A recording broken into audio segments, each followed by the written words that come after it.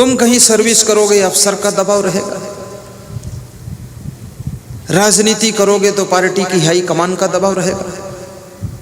साधु बनोगे तो गुरु का दबाव रहेगा। इस दुनिया में दबाव मुक्त है कौन? दुकानदारी करोगे तो ग्राहक का दबाव रहेगा, ग्राहक बनोगे तो दुकानदार का दबाव रहेगा, ड्राइवर बनोगे तो गाड़ी मालिक का दबाव रहेगा। दबाव के बिना कोई रहता ही नहीं है। और जो अपने घर में एक दूसरे का दबाव मान लेता है उसको बाहर बहुत कम दबना पड़ता है, उमंग से रहता है। तो ऐसा मैंने 20 तर्क दे दिए उसको। तो हमने कहा समझ में आ गया बेटी? तो बोली ठीक गुरुदेव, अब लड़ाई नहीं होगी, अब नहीं होगी, मैं गम खा लूंगा। तो एक आदमी खड़ा था, वो बोला इसका पति भी कम नालायक नहीं है, ये भी वैसे है, इसको भी थोड़ा समझा दो। तो उसको भी समझाया मैंने कि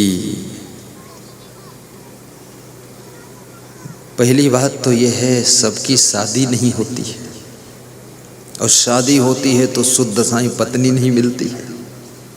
टेढ़ी मेढ़ी ऐसी वैसी बुद्धिहीन। तो तुम्हारी शादी भी हो गई, पत्नी भी मिल गई, एक बच्चा भी हो गया, सब ठीक है। अब ये शान गुमान छोड़ो, अब पापा बन चुके हो, अब पापी वाला काम मत करो। दारू मत पीना, बीड़ी मत पीना, सभ्यता से रहो, और घर में कम बोला करो।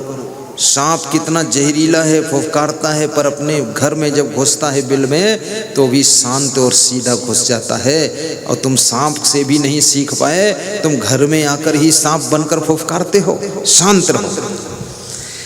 तो बोला गुरुदेव अब अगली बार आपको शिकायत नहीं मिलेगी। तो हमने कहा शिकायत सुनने हम 2-4 साल आएंगे भी नहीं, गम खा लेना चाहिए। दाम पत्ते कलहो नास्ती। और जहां दो का जोड़ा होता है वहां अपने आप एक को बड़ा मान लो, ठीक है, उनका ख्याल भी रखो, प्रेम भी कर दो।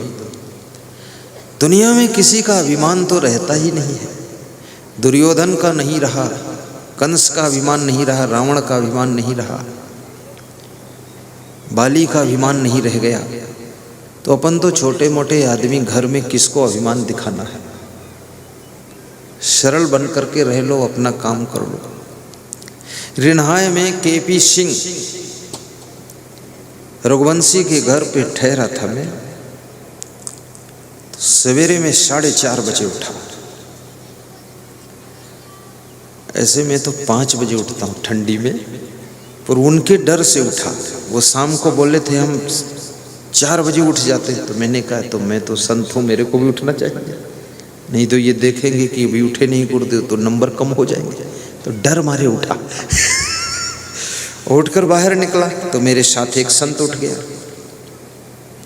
तो देखा मैंने वह आंगन में पति पत्नी दोनों झाड़ू लगा रहे थे। बोले द्वार पर लग चुका है, वो अंदर लगा रहा। तो हमने कहा अच्छा।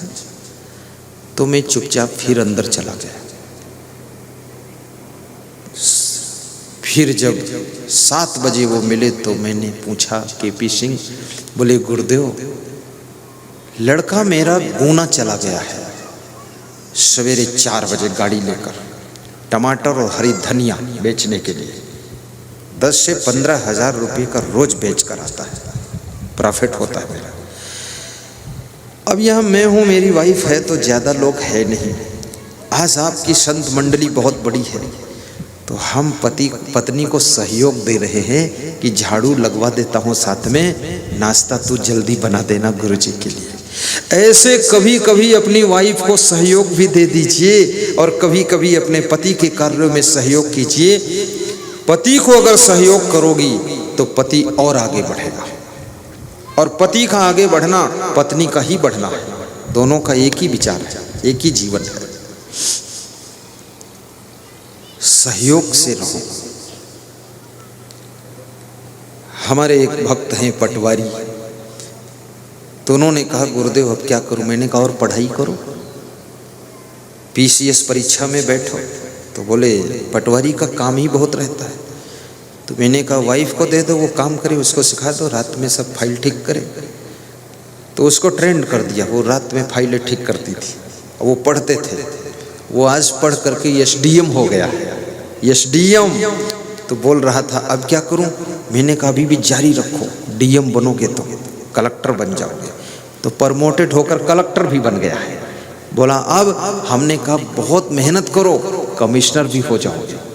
तो इंतजार में है कमिश्नर कब बनूंगा, 6 कलेक्टरों का अफसर बन जाएगा। आदमी को जिंदगी भर रगड़ी मारना चाहिए। धनवान भी 1 क्लास के बनो, गुणवान 1 क्लास के बनो, महान 1 क्लास के बनो, और बुद्धिमान भी टॉप क्लास के बनो। हर चीज में आपका नंबर फर्स्ट होना चाहिए।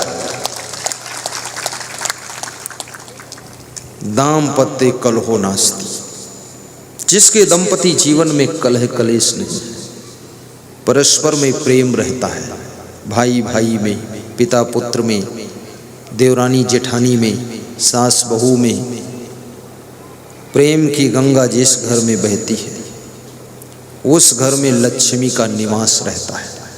और जहाँ प्रेम होता है वहाँ सहन शक्ति बढ़ जाती है। प्रेम के बिना आप गम भी नहीं खा पाओगे। जिनसे प्रेम होता है उनके लिए बहुत गम खा सकते हो, बहुत सह सकते हो। प्रेम के लिए तुम बहुत अधिक मेहनत भी कर सकते हो, बहुत परिश्रम कर सकते हो, डबल कर सकते हो प्रेम में।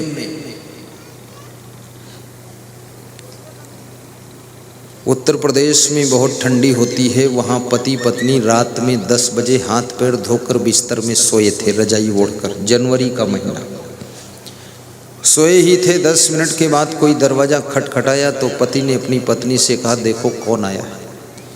पत्नी निकली, उसने खिड़की खोल कर देखा, कौन? तो बोले मैं परम मित्र हूँ तुम्हारे पति का, नाम बताओ। रघुराज सिंह, आइए। पति को बताया रघुराज सिंह आपके परम मित्र आए, क्या करूं? बोले दरवाज़ा खोलकर अंदर लीजिए, ड्राइंग रूम में बिठाइए, मैं आता हूँ। ड्राइंग रूम में बिठाया, पति आया, बातें किया, चाय पिलाया। आधा घंटे बाद वो विदा हो गए। फिर पति पत्नी ने हाथ धोया, पाँव धोया और फिर बिस्तर में लेट गए। ठंडी बहुत थी। फिर 11 बजे कोई आया, दरवाज़ा खटखटाया। तो पति ने कहा देखो कौन है? तो पत्नी ने झांक कर देखा, बोले आपके अनन्य मित्र कोई आए। क्या करूं? बोले अंदर बिठा दो। अंदर बिठाया, चाय बनाया, पिलाया। पति ने बातें किया मित्र से, वो विदा हो गया। अब 12 बज गए, हाथ पांव धोकर फिर सोए। फिर 12 बजे कोई दरवाज़ा खटखटाया। पति ने कहा जाओ देखो कौन है। बोले अब तुम जाओ, मैं नहीं जाऊंगी, चाहे जो कोई हो। तुम्हारा मित्र होगा पर मेरा तो शत्रु ही है। क्या बात है। बोले इतनी बुद्धि नहीं है, रात में चले आ रहे, कोई होटल खुला है? न सोएंगे न सोने देंगे, क्या लफड़ा बना रखा है। किसी के यहाँ मेहमान भी बनो तो उसमें भी थोड़ा विचार करके बनना। बहुत रात को मेहमान बनोगे लोग नाराज हो जाते हैं, जिसमें लेडीज ज़्यादा नाराज होती है। उसको नाश्ता वास्ता भी बनाना पड़ेगा। इसलिए मेहमान बस समय सीमा देखते रहना, कब बनना है। टाइम टेबल का ध्यान। और ये भी याद रखना, ज़्यादा लंबे समय तक भी किसी के यहाँ मेहमान मत बनो। 1 घंटे बस काफ़ी। गाड़ी स्टार्ट करो, निकल जाओ। ससुराल में भी बहुत ज़्यादा दिन डेरा मत डालो, 1-1 हफ्ते का। अगर ससुराल में 2 दिन रहोगे तो साला साली कहेंगे जीजा जी, जीजा जी, जीजा जी।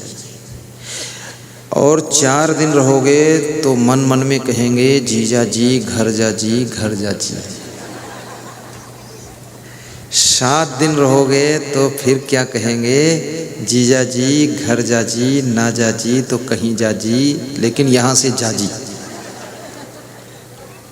10-15 दिन रुक जाओगे, डेरा डाल दोगे तो साला और साली आपस में सास ससुर सब सलाह करेंगे, ये जमाई जी कब जाएंगे।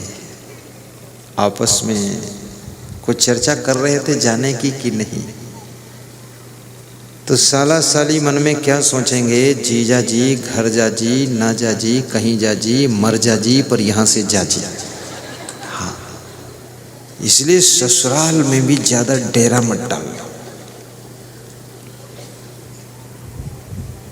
और गरीब भी मत बनो, ससुराल से ज्यादा धनवान बनो। बस दहेज में एक बार ले लिया सो ले लिया, अब देने लायक बनूंगा, लेने लायक नहीं रहूंगा। ऐसी हिम्मत करके रहो। सास ससुर को बोल दो कोई तकलीफ होगी तो मेरे पास आ जाना, ये सब आपका ही खजाना है, आ जाना, ऐसा बोलो। बहुत बड़ा दिल रखो।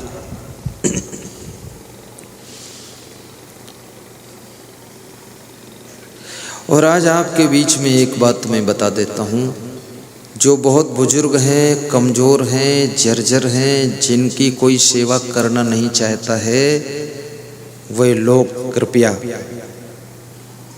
मुझे याद करना। ऐसी जगह आपको रख दूंगा, बहुत सुंदर भोजन मिलेगा, छोले की सब्जी, हलवा, पूड़ी, खीर, रोटी, दाल, चावल, मस्त साफ कपड़े धुले हुए रोज, और बेड फर्स्ट क्लास, और दूध भी सुबह शाम, और डॉक्टर पर डॉक्टर वहाँ कंप्लीट खड़ा रहेगा, और आपका एक पैसा खर्च नहीं होगा। ये फ्री सेवा मैं करवा दूंगा, लेकिन आत्महत्या मत करना, आत्महत्या मत करो, और घर में ज़्यादा लड़ाई झगड़ा मत करो। फिर अशोक सिंह को बता देना, राहुल सिंह को, कि मेरी अब बस। तो मेरा एक भक्त रहता है दिल्ली में, उसका नाम है भगत राम। क्या नाम है? भगत राम। 400 ऐसे लोगों की सेवा वो कर रहा है, 400 में तुम्हारा भी नाम आ जाएगा, वहीं शिफ्ट कर देगा। महात्मा गांधी के पोता जो नासा में वैज्ञानिक थे, उनकी सेवा करने वाला कोई नहीं था उनके घर, तो वे भी वहीं पर लास्ट में आए थे और मुझे मिले थे। सोचो, महात्मा गांधी के पोता, तो तुम्हारी भी सेवा वहाँ हो जाएगी। ज़्यादा झगड़ा झंझट बहू से मत मचाना, और ना तो लफड़ा करना। और याद रखना, तुम जहाँ रहोगे तुम्हारा भाग्य तुम्हारे साथ रहेगा, और कुछ कम नहीं होगा, सब हो जाएगा। बस वहाँ हम आपको नहीं मिलेंगे। हम 2-4 साल में एक बार जाते हैं, 1 घंटा के लिए, बस दर्शन, फोटो लगा के दर्शन कर लेना कि धन्य हो गुरुदेव, स्वर्ग में जीते जी पहुंचा दिया। पर ऐसे महान पुत्र बनो, महान बहू बनो कि अपने माता पिता, दादा दादी, सास ससुर की सेवा का मौका कभी दूसरे को न मिले, वो आपको ही मिलना चाहिए। भगवान को, देवी देवता को किसी ने देखा नहीं है। याद रखना, बुजुर्गों में, कमजोरों में, और आपके माता पिता में, सास ससुर में, और आपके दादा दादी के अंदर भगवत सत्ता का निवास रहता है। उनकी सेवा करने से भगवान की कृपा मिलती है, आशीर्वाद मिलता है। सेवा करना चाहिए, मुस्कुरा कर दो सेवा।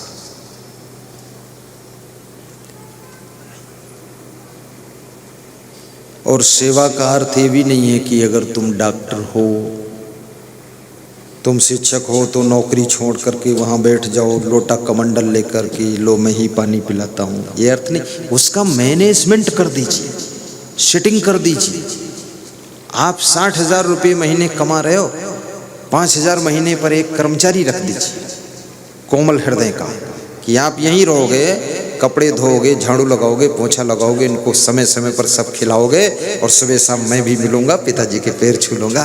5,000 में सेवा हो रही, उधर 60,000 कमा रहे हो, समझो 55,000 ही आ रहा है, 5,000 पिताजी की सेवा में जा रहा है। दमादम मस्त कलंदर, तुम्हारा पहला नंबर, तुम 24 घंटे थोड़े वहां बैठे रहोगे।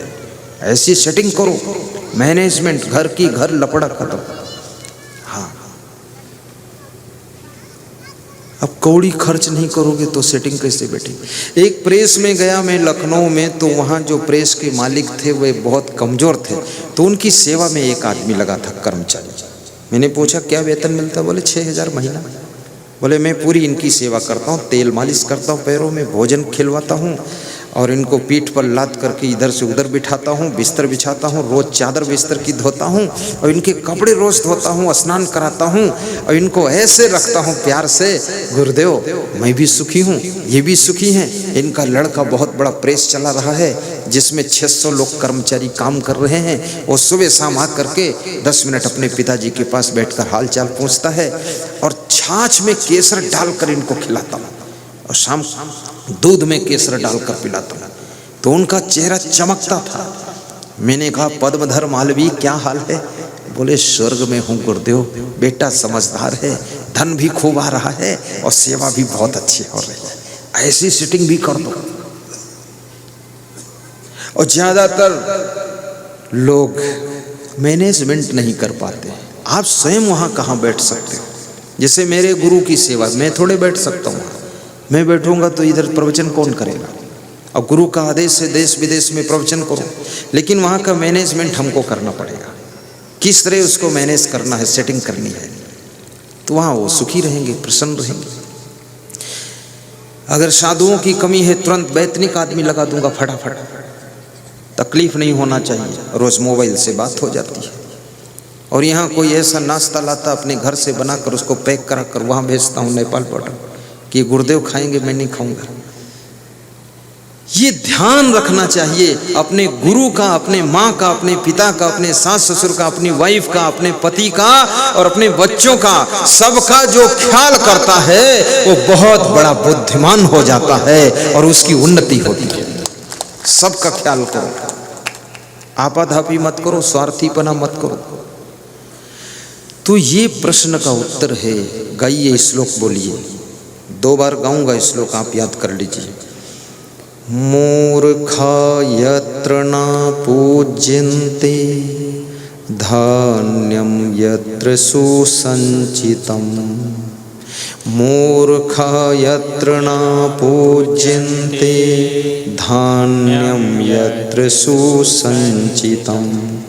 दाम्पत्ये कलहो नास्ति श्री स्वयं आगता, श्री स्वयं आगता। तो मैं एक कहानी सुना रहा था, वो तीसरा मेहमान आया, रात को 12 बजे दरवाजा खटखटाया। पत्नी ने कहा मैं नहीं उठूंगी, तुम जाओ। तो पति बोला चलो ठीक, तुम मत उठो, लेकिन बोलो कुछ मत, अन्यथा सुन लेगा तो नाराज होगा, लौट जाएगा, कभी आएगा नहीं। बोले इसीलिए तो जोर बोल रही हूँ, ऐसे मूर्ख लोग कभी ना आए। जिसका दिमाग गर्म हो जाता ना, वो फिर कंट्रोल करो तो कंट्रोल होता भी नहीं, बोलते चला जाता है। तो पति उठकर गया, खिड़की से देखा, दरवाजा खोला और कहा आइए साले साहब, धन्यवाद। क्या बात है, साला। साला आया और ज्यों ही नाम सुना साले साहब, पत्नी ने रजाई फेंका और छलांग मार कर आ गई। आइए भाई साहब, आइए, बैठिए बैठिए। और रात में ही नाश्ता बनाया, हलवा देसी घी का खिलाया। तो पति ने कहा अरे तुम्हें नींद आ रही, ठंडी लग रही, तुम सो जाओ। अरे बोले ये कोई मित्र थोड़े हैं, ये मेरा भाई आया है, इसके लिए क्या मेरे को नींद ही नहीं आ रही है। जिसके प्रति लगाव होता है, प्रेम होता है, उसके आने पर, मिलने पर नींद भी उड़ जाती है, ठंडी भी उड़ जाती है, गर्मी भी उड़ जाती है, और प्यास भी नहीं लगती, न भूख लगती है, सब तुम ब्रेक लगा देते हो और उससे प्रेम से मिलते हो। इसलिए याद रखना, प्रेम को इतना विस्तार रूप दे दीजिए कि आप जिससे मिलो उसके आनंद में तुम डूब जाओ और उसको अपने आनंद में डुबा दो।